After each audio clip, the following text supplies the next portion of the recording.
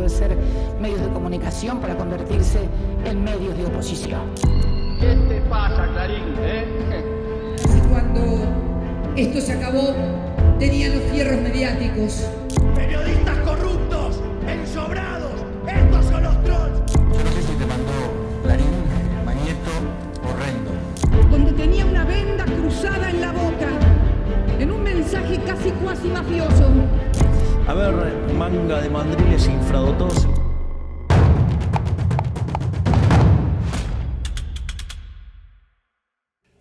Licenciada en Letras y con una maestría en Administración de Empresas. Nacida en Buenos Aires, criada en La Plata y con ciudadanía canadiense. Ecléctica, rigurosa, se ganó un lugar como una de las grandes entrevistadoras y columnistas del periodismo argentino. Hoy, en Mandriles, Luciana Vázquez.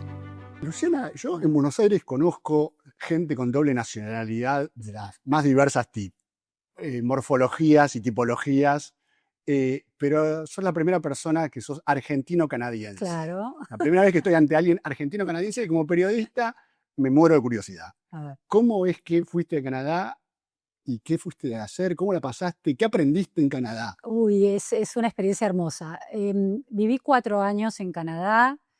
Volví en diciembre de 2010, enero de 2011. Digo porque tuve que ir y volver, terminar de cerrar cosas.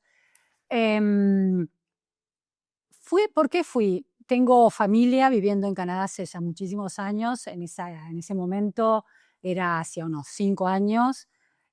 Eso por un lado. Y por otro lado, siempre había querido tener una experiencia de vida en el exterior en un idioma no castellano, sino uno que pudiera mejorar, aprender y que viviera como una aventura de inserción en una cultura diferente, el inglés, ¿no?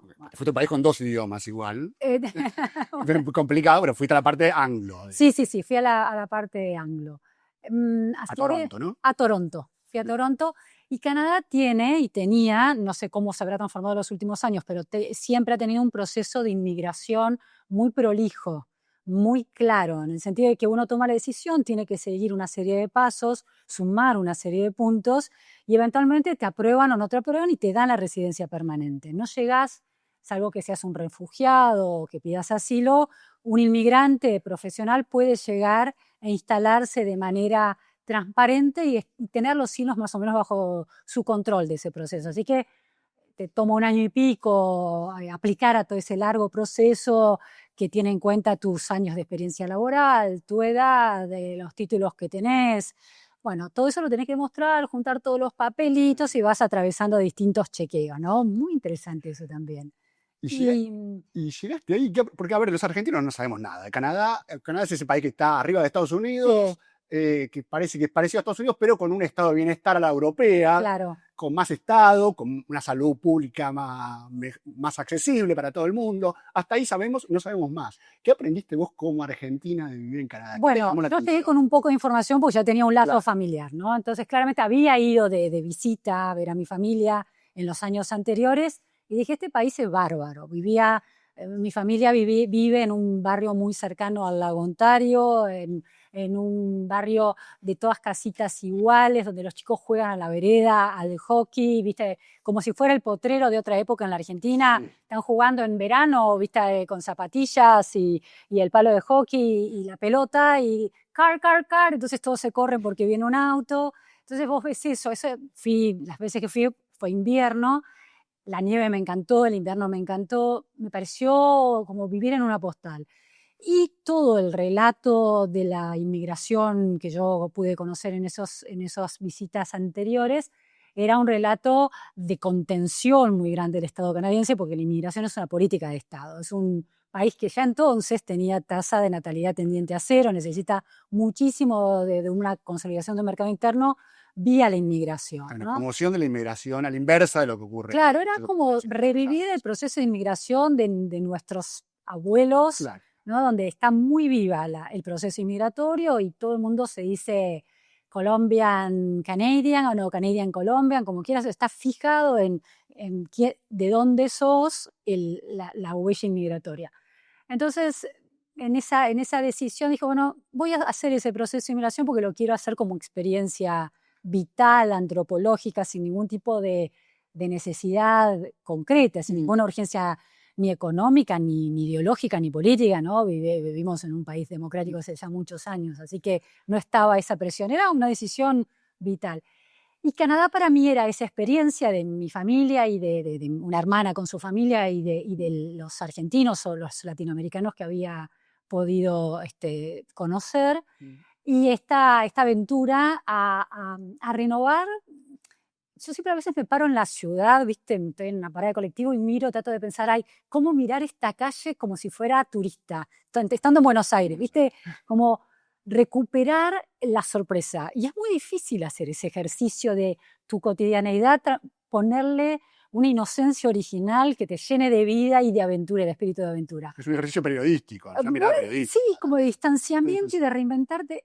Cuando vivís muchos años desde el nacimiento en tu ciudad, es muy difícil. ¿Tu ciudad o en tu país? Sí. Eso era como la posibilidad más, ¿viste? Más directa para hacer eso. Y bueno, hacia allá fui. Y trabajaste como periodista ahí Sí. Fue muy fue? interesante. Mirá, la experiencia tiene muchos lados de interesante. Porque llegar a Canadá, yo llegaba ya con el sello de la visa de residente permanente en el pasaporte argentino. En el pasaporte argentino, claro, tenía una visa de residente permanente. Entonces llegas, vas haciendo la cola de inmigración donde están los turistas y de golpe llegas y te mandan a otro lado ya. Y es viste, es como inaugural, una sensación muy interesante. Y a partir de ahí entras a una máquina, el Estado es esa máquina, la idea de máquina cultural de Sarlo, de un Estado que recibió una inmigración y lo procesaba, por ejemplo, a través de la escuela pública en Argentina. Llegás a un Estado que tenía muy claro cómo procesar ciudadanos en muy poco tiempo con enorme eficiencia. Una cosa que existió en Argentina hace un siglo. Claro. Entonces, claro, porque la inmigración que hay hoy en Argentina, que es la inmigración de los países vecinos, es muy desordenada. Nadie no tiene. Es más una necesidad de las ciudadanías que nos rodean, de los vecinos que nos rodean, que una política argentina. Bueno, ahí es lo contrario. Hay un país que recibe. El año pasado, hace 2 años, tuvieron que frenarlo porque entró 1 millón de inmigrantes en un solo año a Canadá. Se le fue de control. En la época en que yo llegué entraban más o menos 300.000 inmigrantes por año, muy elegidos. Skilled workers es la categoría. Esos trabajadores con habilidades, ¿no?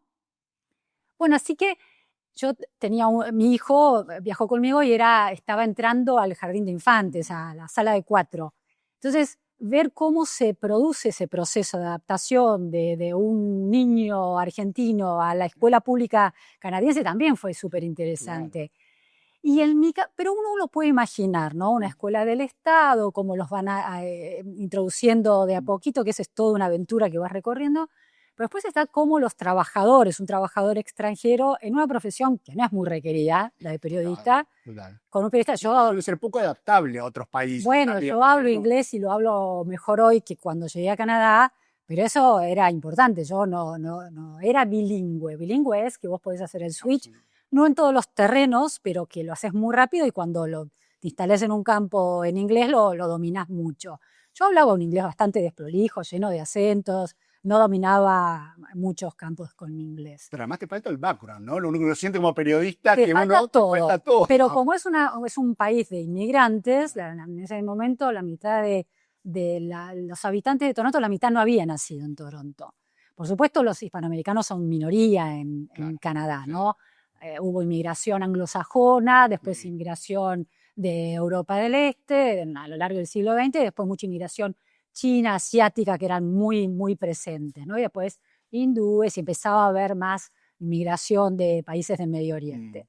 Bueno, entonces, ahí aprendes cómo esta política de Estado terceriza, por ejemplo, un servicio a ONGs que se dedican a enseñar a los inmigrantes el proceso de aplicación al mercado laboral canadiense, que está muy regulado, es decir, vos no puedes poner tu foto, ni tu edad, ni te pueden preguntar nada sobre tus hijos, sobre tu situación personal, vas a aprender cómo hacer tu currículum, que no sabemos, en la Argentina, o te enseñan la llamada la cold call, que es agarrar un listado telefónico, llamar a un ejecutivo de una empresa y presentarte por teléfono y decir quién sos y que estás buscando trabajo, etcétera, etcétera. Entonces, vos ves ahí lo que es un Estado muy eficiente. Es decir, el gran aprendizaje es que había una política de atracción de inmigrantes, de protocolarización de esa aplicación de los inmigrantes, pero también de inclusión de los inmigrantes a la vida económica, porque lo que quieren es que muy rápidamente te introduzcas en la vida económica y empieces a consumir. Pensá que cada inmigrante que va a IKEA a comprar los muebles Sí, claro. produce, Está consumiendo. está consumiendo. Entonces es muy interesante, ¿no? Sí, sí, sí. IKEA es el mobiliario de los inmigrantes en Canadá. Es lindo, vistoso, Y barato. barato y muy eficiente. Correcto. Y con la duración justa como para renovarlo en el tiempo en que lograste ahorrar un poquito. Así es. O ¿Y conseguiste fuera- trabajo en un medio de Sí, comunicación? pero lo hice así, con la Cold Call. Fui a ONG, Neighborhood Links. Sí. Estaba con inmigrantes de nacionalidades muy diferentes, que lo único que teníamos en común era un inglés roto de todos, y te enseñaban estos procesos de búsqueda. Y en una de las cold calls que hice, con muchísima vergüenza, me parecía, qué bajón tener que hacer esto, porque en mi sociedad no lo tenía que hacer. Era de una clase media profesional que había atravesado con una red de contactos construida, heredada, construida, así que pensá que yo llegué a los 38 años a Canadá, entonces ya tenía un recorrido profesional. Ahí era nacer de vuelta, ¿no? Muy interesante. Y ahí yo dije, no voy a llamar al Global Mail ni al Toronto Star, me da pudor. Llamé a una agencia de relaciones públicas muy chiquita y me atiende una señora, una canadiense de pura cepa, muy amable, que me escucha y yo le sintetizo mi historia y le resulta muy particular porque el llamado es cold call, es 1 minuto para hacer tu, viste, elevator pitch, viste, le tenés que decir, en 1 minuto tenés que venderte. Bueno, le interesó la venta y nos encontramos y me presentó a una mujer, una ejecutiva altísima, una altísima ejecutiva canadiense, muy amable, con un espíritu muy abierto, que me da una serie de contactos y a partir de ahí conozco gente y consigo mi trabajo canadiense, que es redactora en Correo Canadiense, que era un medio latino-canadiense. En español. En español, era de la comunidad italiana y de la comunidad latinoamericana, y sostenido también por comerciantes de ese mundo y también por el Estado italiano. Mira. Entonces, Italiano también. sí, era sobre todo era un dueño italiano, cotizaban en bolsa, todo era Y interesante. cubrías todos los temas que tenían que ver con los inmigrantes. Claro, de la política inmigratoria en Canadá es política muy importante, es muy central el tema de política inmigratoria, ¿no? Por esto de que nadie nació prácticamente en Canadá, cada vez menos. Entonces, lo era y lo es hoy en día. ¿Y del periodismo aprendiste algo del periodismo? ¿Es diferente? ¿Es igual al periodismo de acá? ¿Viste cosas que... Bueno, pensá que nosotros éramos todos periodistas inmigrantes que trabajábamos en un medio, pero los estándares de las fuentes, ahí empezás a percibir otro tipo de exigencia. Hay varias cosas de aprendizaje. Por un lado, la construcción de fuentes es mucho más directa porque están muy institucionalizadas las relaciones entre los voceros, tanto de los partidos políticos como de las instituciones, del sector estatal, como de las empresas, como de las organizaciones del tercer sector, de la sociedad civil. Es decir, está muy institucionalizado, quiere decir, hay funciones, personas que encarnan la representación de esos organismos y el rol con los medios es muy fácil de construir en un punto, muy abierto. Después está el trabajo de consolidación de la confianza, pero es muy abierto y muy profesional. Nadie te va a decir, por ejemplo, un crimen que impacta en la comunidad latina inmigrante, me acuerdo de un asesinato muy de Mara salvadoreña en un parking torontense. Sí. Y la vocera de la policía de Toronto era de una rigurosidad, era un muro dificilísimo de atravesar y de llegar a otras fuentes. No solo por mí, que era más nueva en la sociedad, sino por el periodista del... Sí, sí. Que habla la vocera y se acabó. Claro, cuando son temas hiperdelicados es muy difícil quebrar eso, ¿no? Por supuesto que hay periodismo de investigación reconsolidado que logra hacerlo, pero eso hace que los niveles de profesionalismo los estándares sean muy altos. Después está el tema del periodismo independiente, es muy austero. Es decir, si uno entrevista a alguien, el ejercicio de la entrevista es nunca está muy dejada de lado la opinión, y la interpelación al entrevistado se basa en datos y un cuestionamiento basado. Está la idea de una oración o 2 oraciones fundamentando con un argumento y con datos, y después la pregunta basado en esos argumentos. Entonces, ese ejercicio para obtener información o para escribir una entrevista, prestar atención a cómo se hacían las cosas, fue como un reaprendizaje del periodismo también. Eso también fue muy interesante. También calzaba un poco con mi personalidad, porque yo tiendo a mirar las cosas bastante desde afuera. Ese ejercicio que yo quería hacer de distanciarme de una sociedad para reintroducirme en otra con ojos nuevos, ojos silvestres, es un ejercicio que a mí me resultaba atractivo porque yo hago eso en la vida. Entonces, llego a una sociedad donde se toma distancia para hacer una pregunta, me resultaba interesante hacerlo. O sea, terminé de tomar conciencia de algo que de alguna manera me resultaba natural, pero no lo había reflexionado, y al verlo en otro fui entendiendo cuál era el mecanismo y lo traté de incorporar de manera más consciente. Parece que por ahí fueron los aprendizajes. Espectacular, me quedaría hablando todo el tiempo sobre Canadá, pero te voy a llevar mucho más atrás, porque lo que tiene que ver con tu formación, también con tus aprendizajes. Vos sos porteña, sí, pero en algún momento de tu niñez con tu familia te mudaste a La Plata. Sí. Y decidiste estudiar letras en La Plata, pero ¿estudiaste letras porque eras una lectora y pensabas dedicarte a la academia y al profesorado de letras, o porque había una idea de ser periodista? No, yo hice parte de mi secundario en La Plata, donde vivimos con mi familia en esa etapa, y mi carrera universitaria de grado, sí. Las dos cosas en colegio normal, escuela normal y en la Universidad de La Plata. Letras, ¿por qué? Porque, viste, secundaria, ¿en qué sos bueno? ¿Matemática o lengua? Lengua, mucho mejor que en matemáticas. Sí, pero ya la carrera de letras ya es porque hay una predilección por la lectura o por la literatura. Sí, porque literatura, historia, escribir o leer eran como lo que me era extremadamente natural. Entonces, y era una gran lectora. Y quiero decir, en el verano podía encerrarme a leer durante muchas horas cuando era chica. ¿Qué es un gran lector? Eso, ¿no? Entonces, letras. No, la docencia no era un tema. Estudiar letras, viste, profesorado en letras, porque en La Plata se llamaba profesorado en letras la carrera. No tenía materias pedagógicas, no era una vocación esa. Era más bien la formación intelectual de la carrera de letras, sin pensar mucho qué hacer con eso. Claro. Entonces, pero bueno, ¿cuándo se te cruza el periodismo? La idea. En realidad me pasa, termino la carrera y tenía ahí 2 posibilidades. Seguir adentro de la academia, en el mundo. Yo quería hacer investigación en sociología de la literatura. Entonces aplico a las becas de investigación, a la primera tanda de becas de investigación que se abren después de a partir del inicio de la democracia en el sistema universitario argentino. Y me gano la beca, en el puesto número 1, me gano la beca de mi universidad en el área de humanísticas.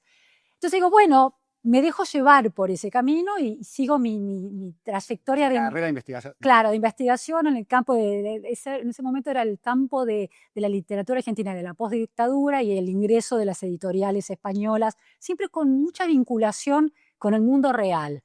Y ahí me empieza a interesar el periodismo. Entonces empiezo a hacer como algunos ejercicios periodísticos en el diario El Día de La Plata, publicar entrevistas a escritores españoles que venían o escritores argentinos que la Feria del Libro.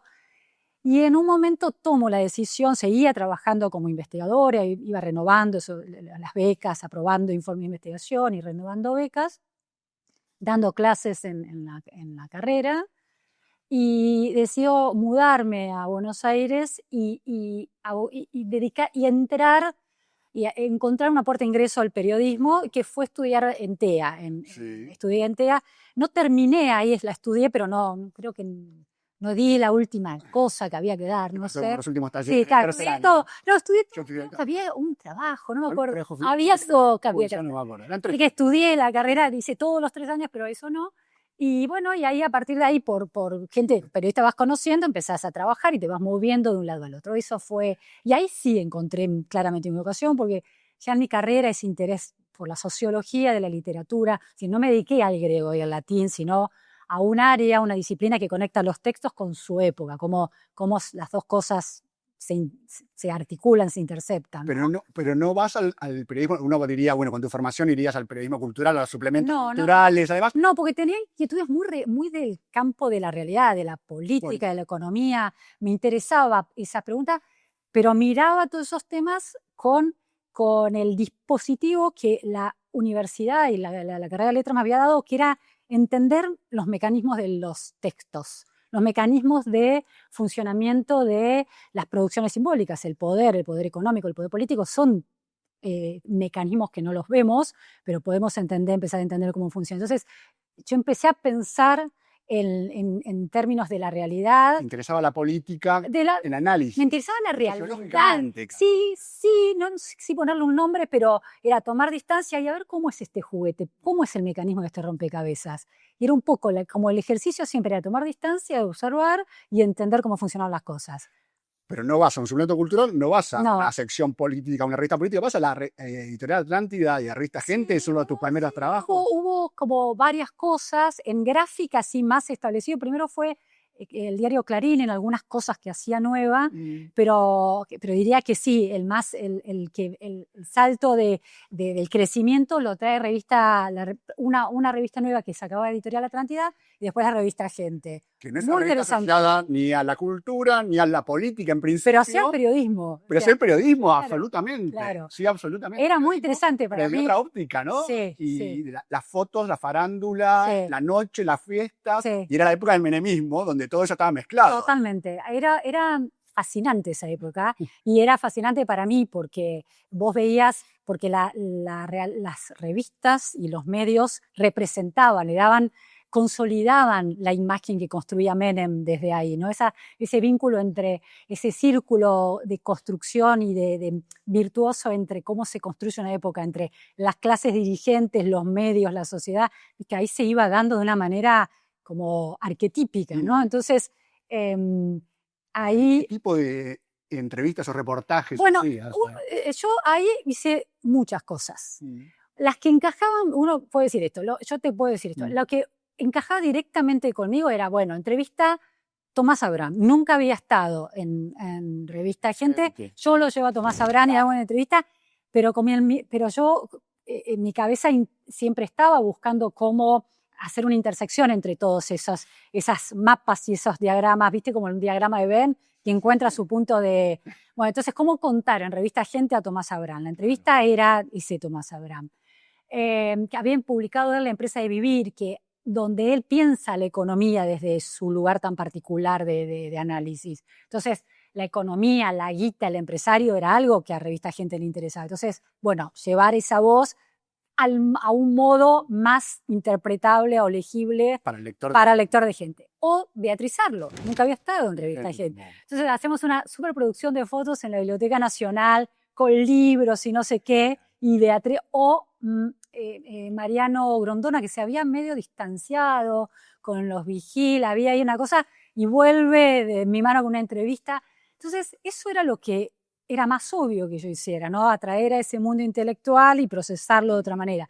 Pero para mí fue fascinante el cierre del día que se mata en un accidente de autos, Rodrigo, ¿te acordás? El músico. Sí, claro. O el accidente del APA, que la experiencia de la máquina de producción de información y de cobertura, ¿cómo?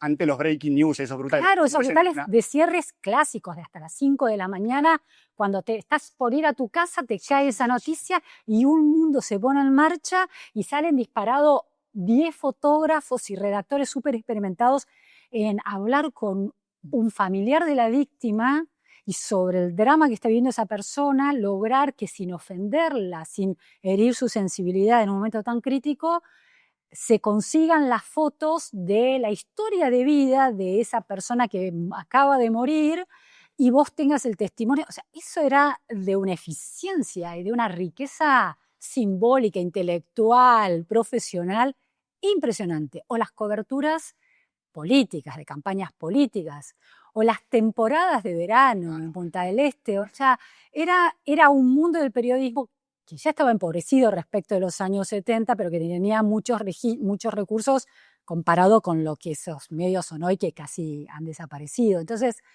fue una experiencia de aprendizaje de la producción periodística, de la imagen, de la importancia de las fotos reales o de las fotos en producción, como el periodismo gráfico de diario no te daba.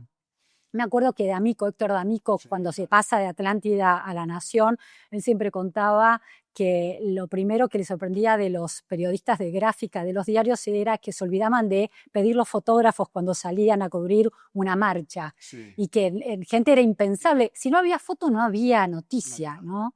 Entonces, ese ejercicio, para mí fue un lugar, o sea, de una superposición de riqueza intelectual, esa redacción de gente, y además de osadía, porque no había corrección política, no había ningún tabú, ¿entendés? Entonces, pero no era solamente el amarillismo, era mucho más interesante que eso, ¿no? Era todo.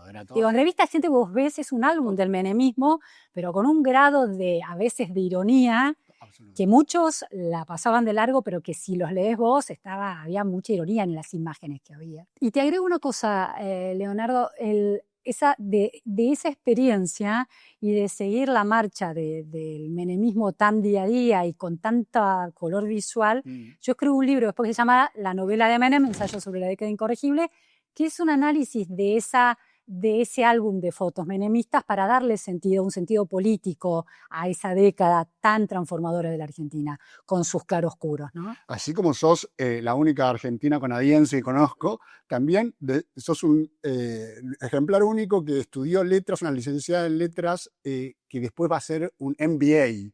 Digo, sí. Esa mezcla también es rarísima. ¿Por qué decidís hacer un máster en administración de empresas? Mirá, no creo que haya otro egresado en letras en un máster en administración de empresas. No era tan común, sí, totalmente. Bueno, a ver, ¿por qué? Yo hice un EMBA, que es un Executive Master in Business Administration, en el IAE, que es la Escuela de Negocios de la Universidad Austral, que en esa época, esto fue en 2001-2002. ¿Por qué? Porque en esta cosa de mirar, yo cómo veo la realidad, yo veo mapas todo el tiempo, mapas de interpretación, mapas donde suceden cosas, ¿no? El mapa de la vida intelectual, el mapa de la cultura del entretenimiento, se cruzan en gente, saco una cosa, el mapa canadiense, la sociedad canadiense, cómo moverse mejor, qué GPS tener para esos mapas. Sí, la economía y la guita es, ¿viste? La plata, la guita es hay un deseo que circula y es un deseo social, de aspiración. Lo que mueve el mundo, en definitiva. Claro, y yo quería entender un poco mejor ese mundo de la plata, pero no podía estudiar a esa altura una carrera de economía, no, era imposible, no me daba el tiempo ni la vocación para meterme 4 o 5 años o más. Entonces digo, bueno, ¿cómo puedo procesar esto de manera más directa?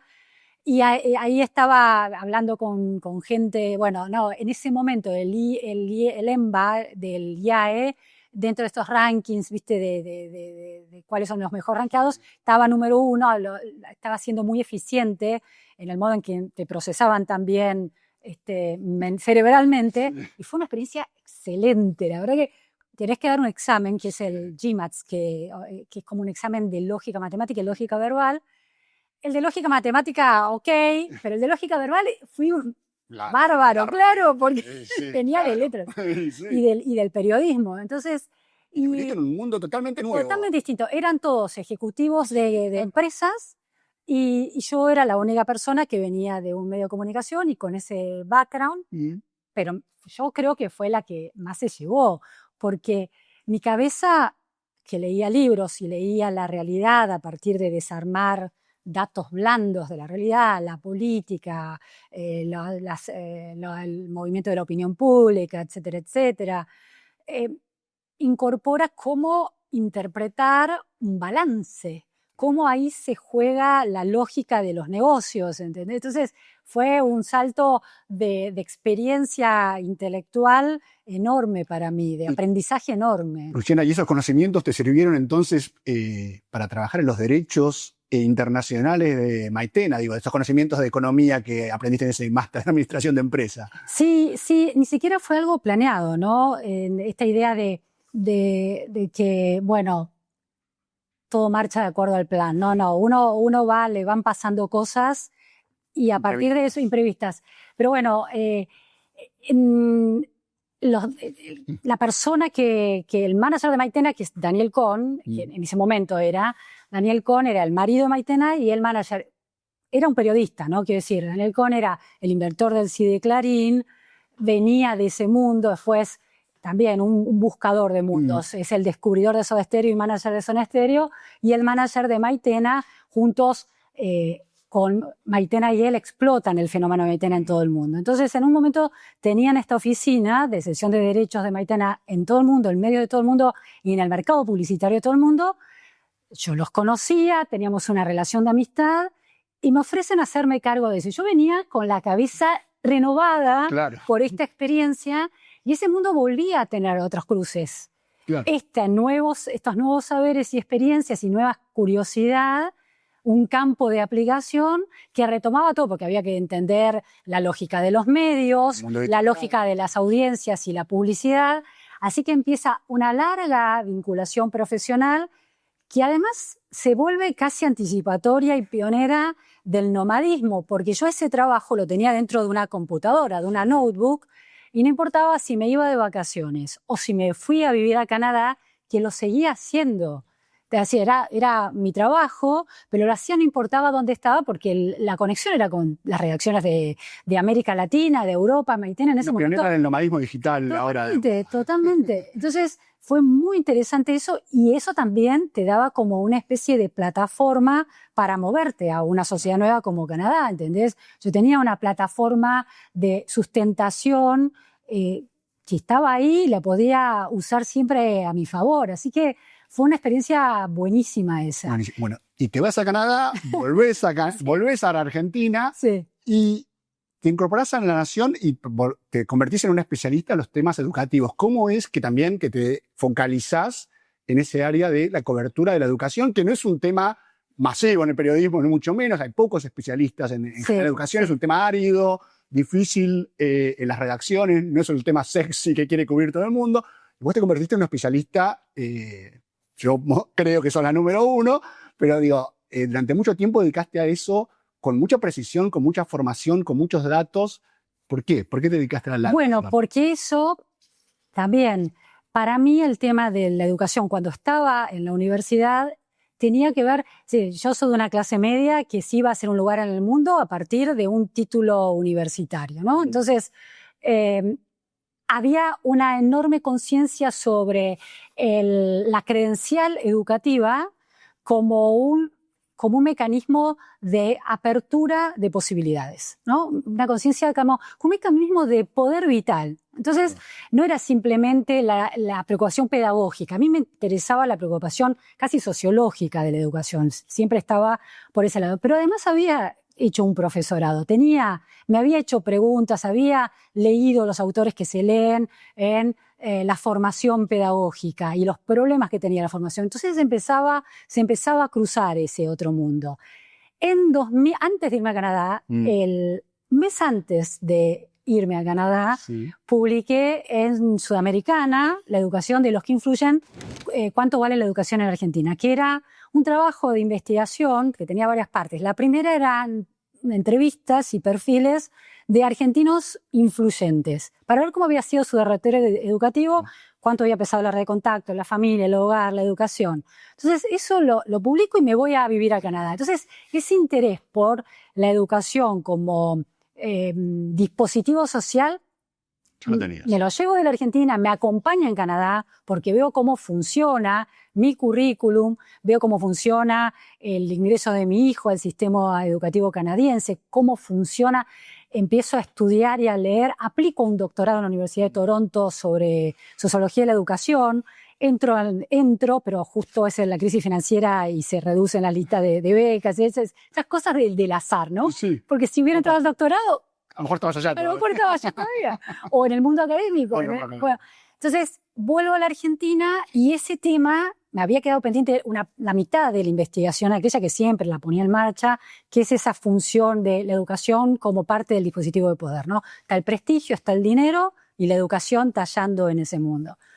Y empiezo a colaborar en La Nación y encuentro que está poco trabajado ese ángulo de educación. Y empiezo a ver que hay un interés. Me acuerdo que escribo una nota en el suplemento, creo que se llamaba Enfoques en ese momento, que era la meritocracia, una vaca sagrada, y genera mucho interés. Entonces, a partir de ahí, empiezo a insistir con esos ángulos. Y bueno, y de a poco voy como reforzando eso, ¿no? Así es ese desembarco, digamos. Y te sentí, después tú hiciste durante muchos años, ya muchas décadas, una especialista absoluta en el periodismo, en los temas educativos. ¿Te sentís frustrada por, yo me imagino que vuelven siempre los mismos temas y la Argentina siempre empantanada en lo mismo? Porque al final, en la portada de los grandes títulos de la televisión, la radio, la portada de los diarios, la educación siempre llama la atención cuando hay paros. Sí. Cuando hay paros, que es el conflicto por los salarios de los docentes, o desde la política siempre es la discusión cuántas escuelas construiste, vos construiste tantas escuelas, yo no construí tantas escuelas. Sí.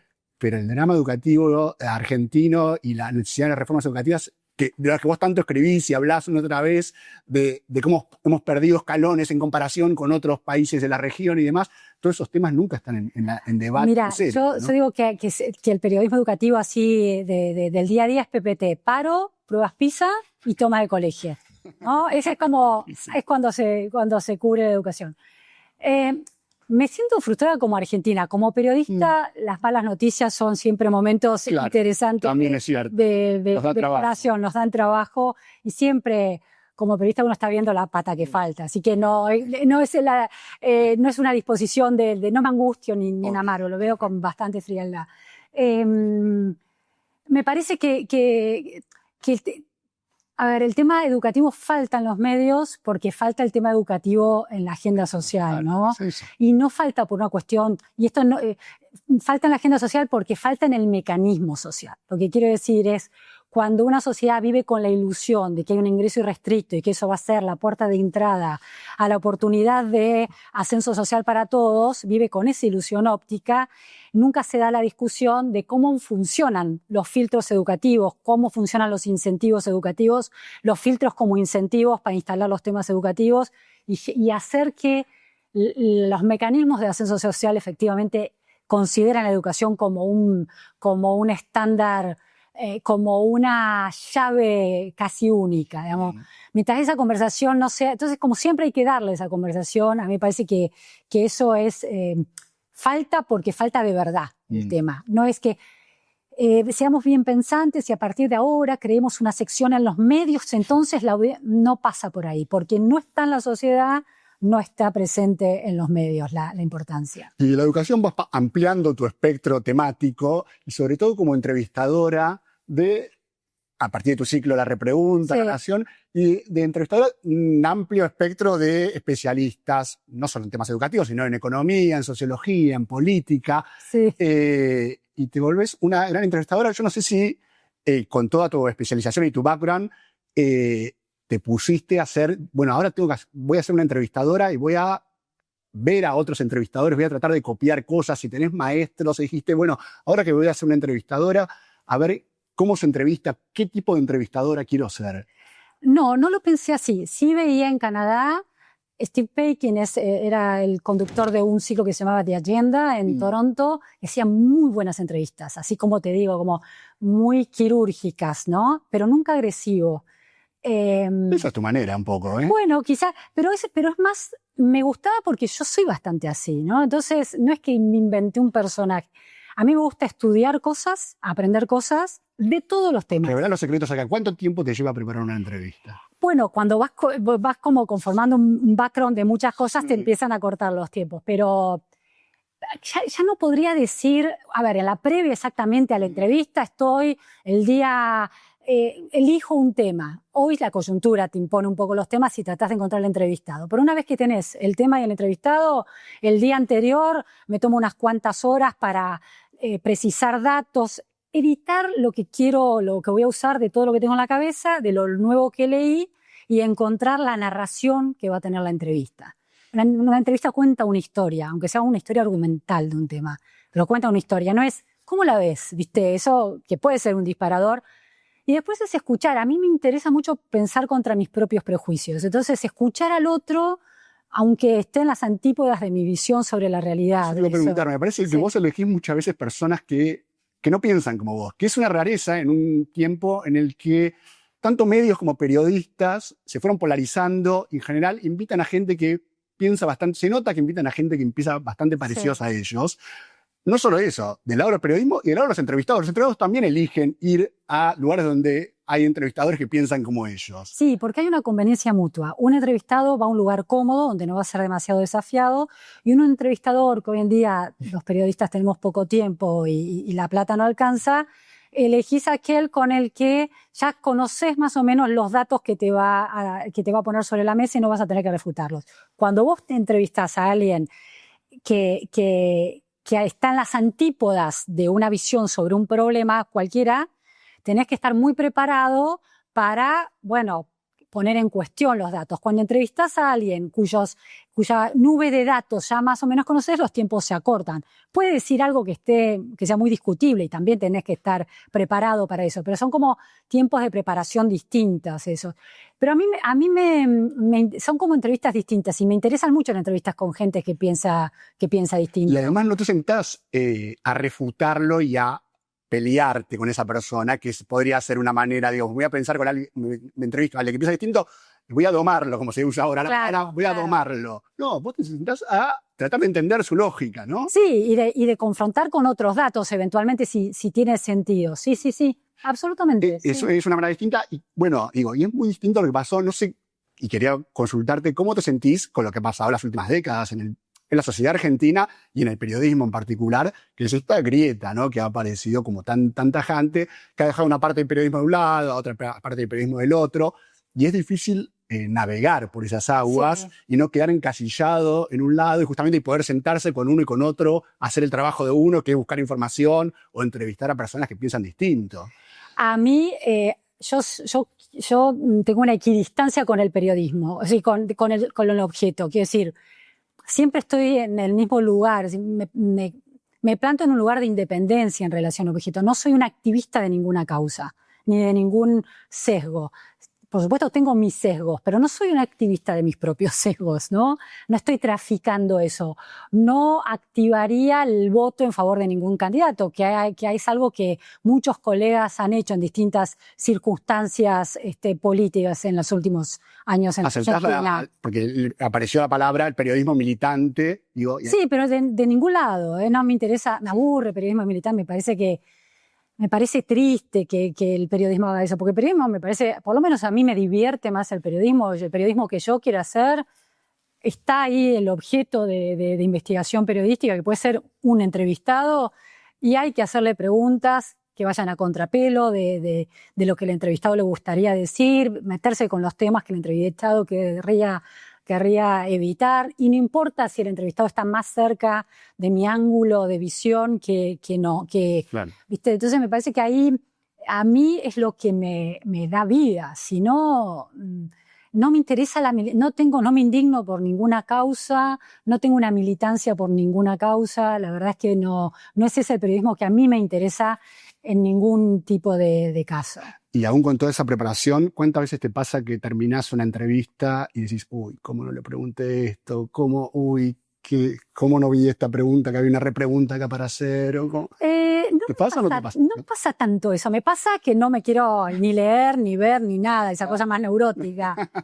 No, porque me parece que una entrevista de media hora que está bien preparada o preparada con vocación de hacer tu trabajo lo mejor posible, en general va cubriendo esos flancos. Se te puede escapar algo, pero si hiciste tu trabajo lo mejor posible, es difícil que se escape algo, porque hay que escuchar mucho. Una cosa que a mí me interesa es decir, por ahí vos vas con una idea de entrevista y una estrategia de entrevista muy clara, y el entrevistado presenta una respuesta que te llega completamente por otro lado. Entonces, es prepararse, pero es escuchar mucho también para estar dispuesto para cambiar la estrategia y eventualmente para repreguntar mucho al otro, ¿viste? No, por casualidad se llama la repregunta tú. Claro, claro.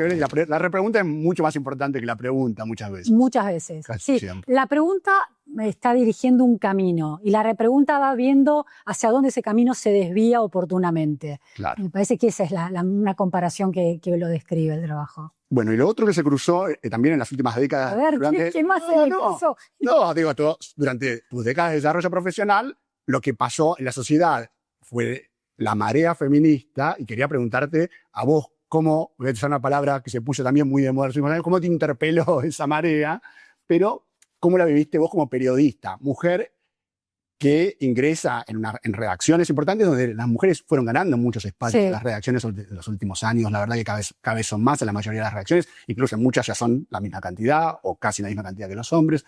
Pero además vos te fuiste especializando en los temas duros, los temas de la política y demás, que en general, eso sí, estuvieron siempre dominados por los hombres. Sí. Entonces, ¿te costó más? ¿Sentiste que te costó más? ¿Te costó más al principio y ahora te cuesta menos?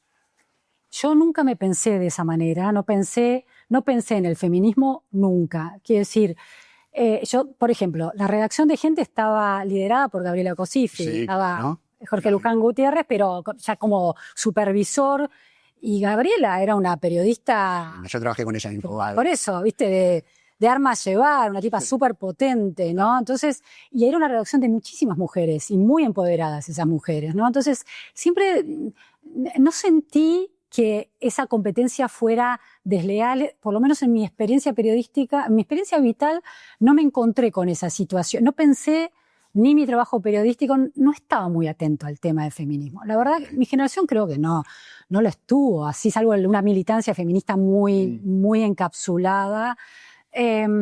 Cuando estalla el tema del feminismo, lo veo siempre con la misma distancia, me retiro y veo los problemas. No diría de mí que soy una feminista en el sentido de una militante feminista, pues no lo soy. Me muevo como una profesional y una mujer muy independiente. Entonces eso produce un posicionamiento feminista de igualdad con los hombres, pero no hay un discurso sobre el feminismo, porque no tengo discursos en general sobre muchas cosas, la verdad.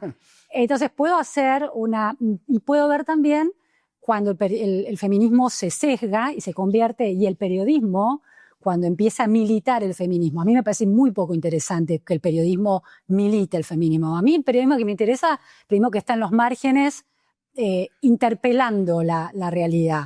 Entonces hay toda una generación de periodistas más jóvenes que se define como periodista feminista. Es como si me definiera, para mí, no sé, no siento, porque soy seguramente otra generación, siento que eso es innecesario y siento que me restaría una posibilidad de libertad de movimiento para pensar los problemas. Pero me parece valioso por supuesto, el juego libre de los géneros en una sociedad, ¿no?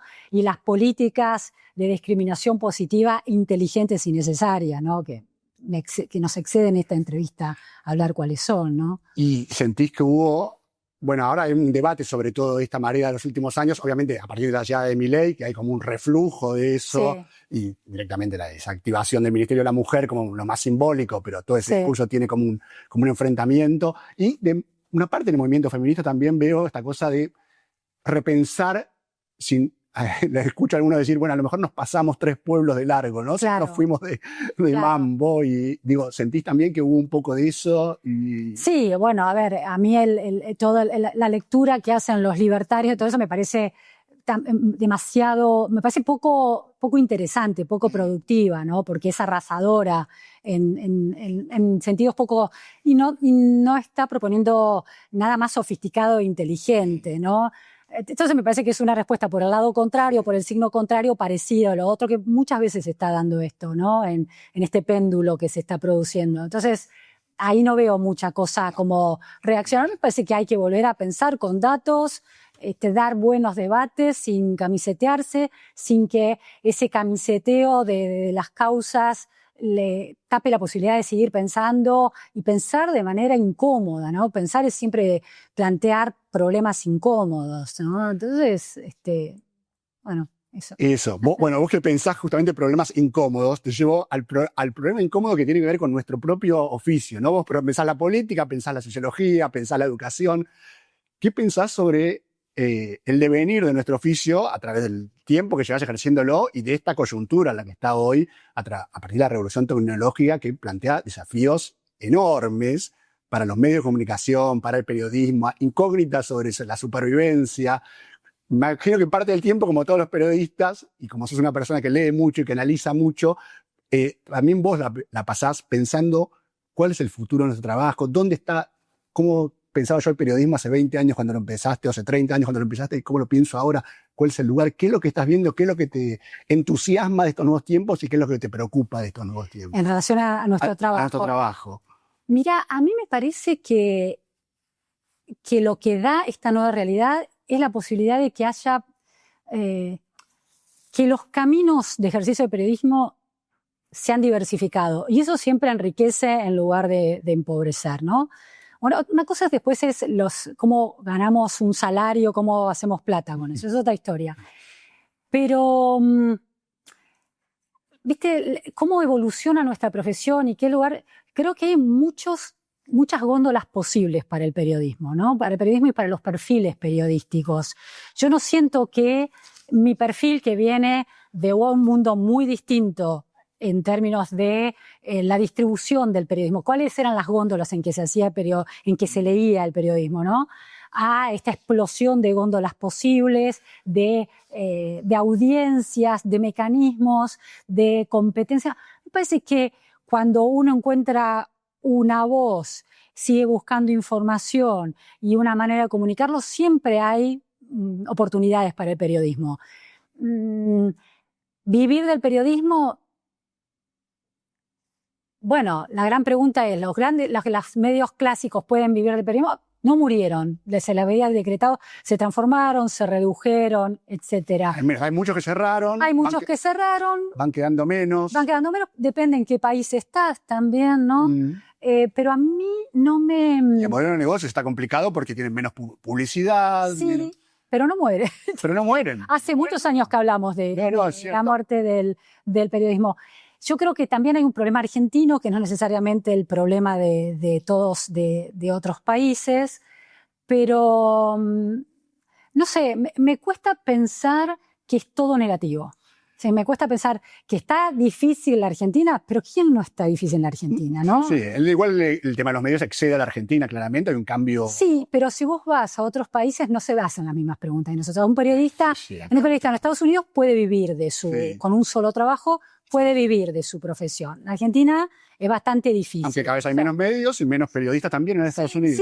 Sí, se está transformando todo. Y el tema de las audiencias también, te pregunto si a vos también te preocupa un tema que aquí salteó, ahí sentado en esa misma silla, estuvo Ricardo Kirchhoff y tuvo Horacio Berbisky, dos personas a lo mejor en dos lugares muy distintos ideológicamente, pero los dos manifestaron su preocupación también, no solo sobre el lado del periodismo, sino del lado de las audiencias, ¿no? Y por ejemplo, Kirchhoff habló de que antes se veía como un valor la neutralidad o la objetividad del periodismo, y ahora las audiencias parecen más buscando más opiniones muy, muy firmes de los periodistas, más el editorialismo, opiniones que confirmen lo que uno ya cree, más que la neutralidad y la objetividad está visto más como un disvalor que como un valor para muchas audiencias hoy en día, y se busca opiniones firmes, ¿no? De hecho, uno ve hoy en la televisión y demás, casi todo el mundo, el lugar central es la editorial, ¿no? Sí. Todo programa empieza con una editorial. Antes había muy pocos editorialistas, ahora está lleno de editorialistas. Sí. Y otro tema que marcaba Berbisky también era la falta de preocupación por la verdad, ¿no? El tema de las fake news que circulan junto a las noticias reales, circulan por los mismos canales, y la gente no le importa mucho distinguir cuál es el fake news, porque si la fake news coincide con lo que yo pienso, claro. Bueno, vale la pena, la distribuyo como una noticia real, porque parecería real. Dos temas que decís, bueno, ¿dónde nos paramos los periodistas y los medios si las audiencias tampoco demandan demasiado de nosotros, ¿no?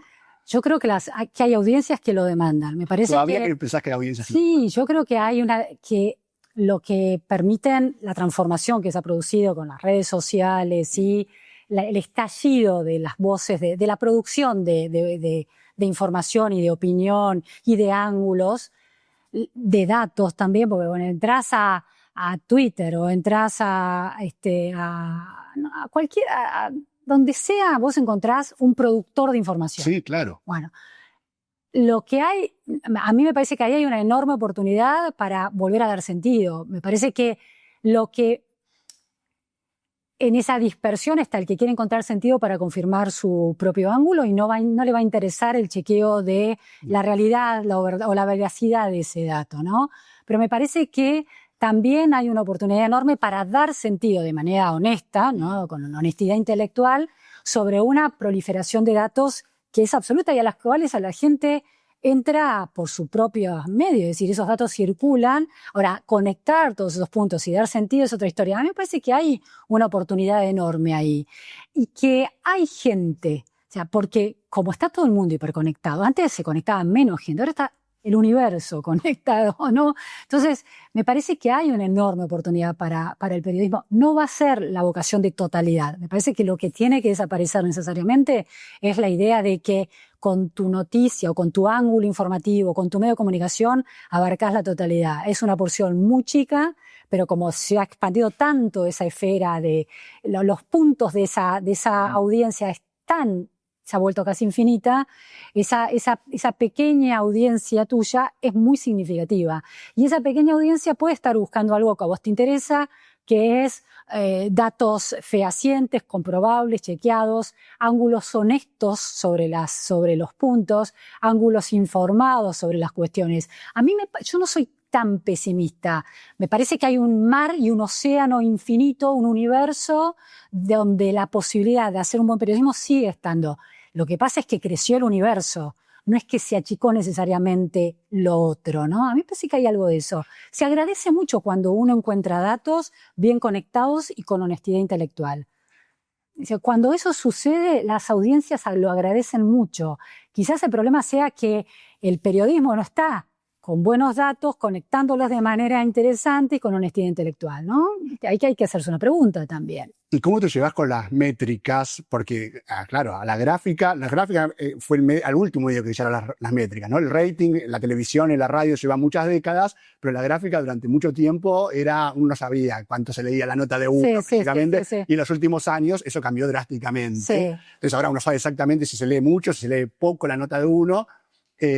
Y bueno, eso por un lado, y por el otro, también la necesidad del impacto y de la noticia corta, impactante. Ahora que estás, en los medios audiovisuales, haces entrevistas, vos sabrás perfectamente, porque le pasa a todo el mundo, los reels cortos de entrevistas se van a ver muchísimo más que la entrevista completa, digamos. Sí. ¿Cómo te llevas con esas cosas?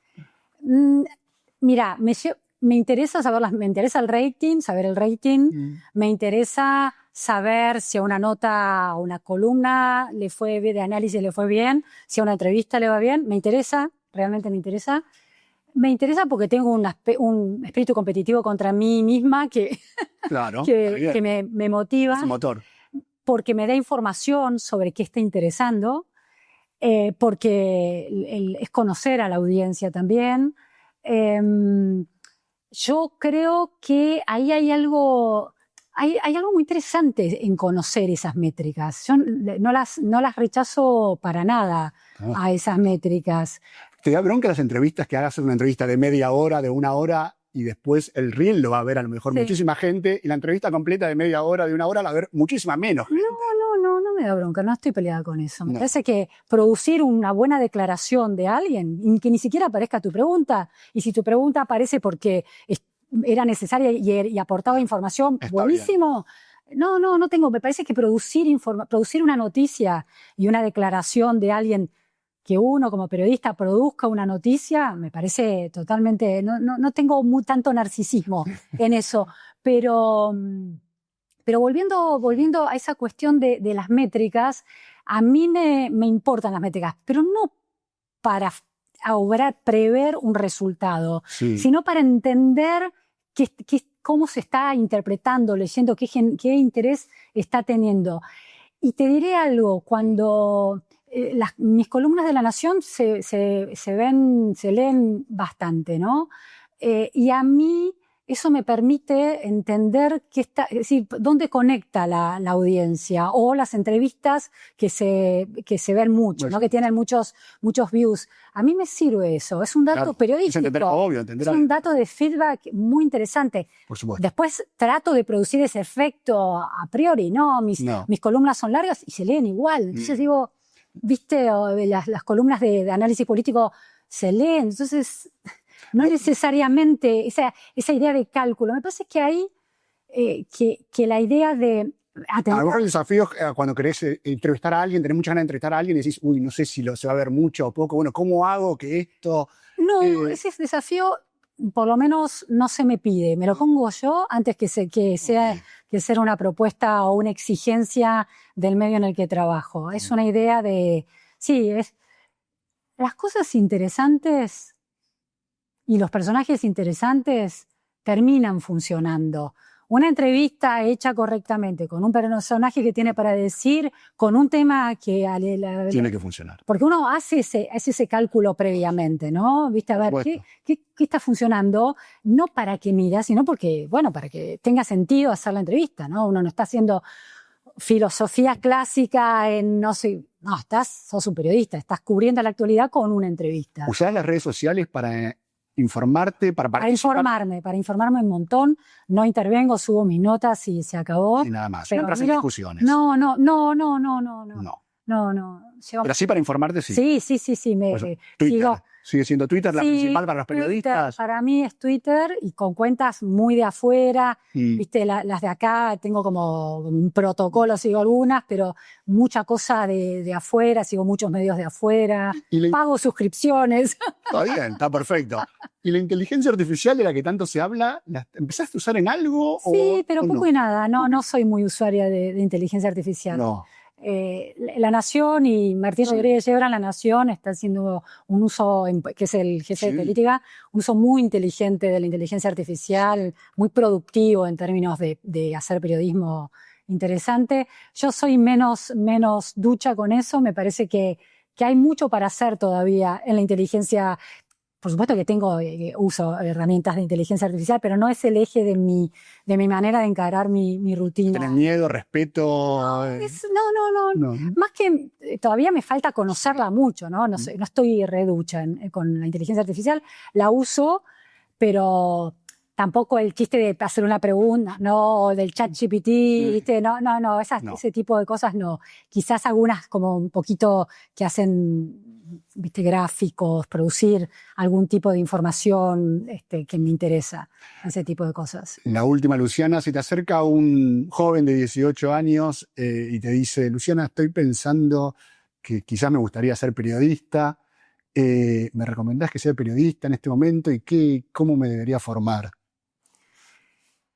Joven, 18 años, carrera de periodismo. Yo no nací en la carrera de periodismo, ¿no? Estudié letras, entonces...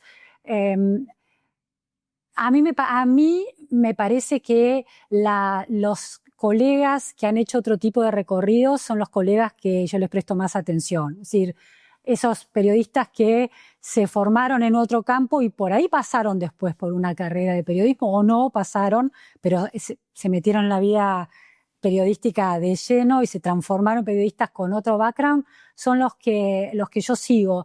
Pero bueno, si alguien tiene me parece que las carreras de periodismo dan como una metodología y hay que completarla, hay que sumarle algún tipo de formación en algún campo más consolidado que dé contenido, no solo una metodología de trabajo. Porque las carreras de periodismo me parecen más interesantes como maestrías a posteriores de otro tipo de carrera.